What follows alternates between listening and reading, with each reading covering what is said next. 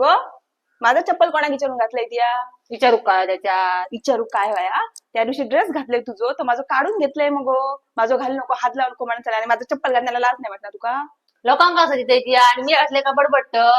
लोक तुझ्यासारखी दादागिरी करणार नाही माझ्याकडे शिस्तीत बोलतात तुझ्यासारखी ना माझ्या चपला हात लायता नाही हा हात किती आहे पाय सुद्धा लायतले काय करतले तिया?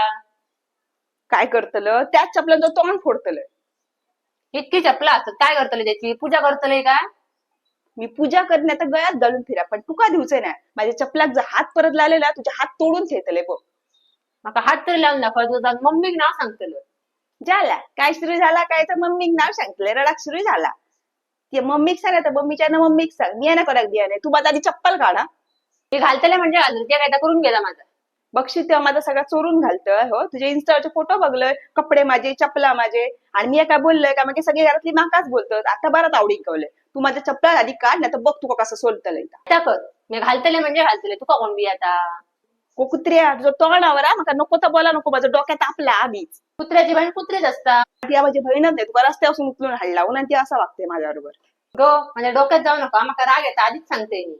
अगे बाई तुका डोक्या असा माका वाटतं नुसता खोक्यात असा आता माती काय येता मा गो मोठ्या म्हणून काय बोला नको आम्ही तुझं ऐकायला नव्हते ना. तू बाका चप्पल दाखवतोय लहान म्हणा दादागिरी करू नको लहान सध्या लहान सारख्या राव माझं तो डोक्यात फिरायला ना मी वाईट असे माणूस तुका निकल्या धरून येतात कळला मग माझा चप्पल घेते दादागिरी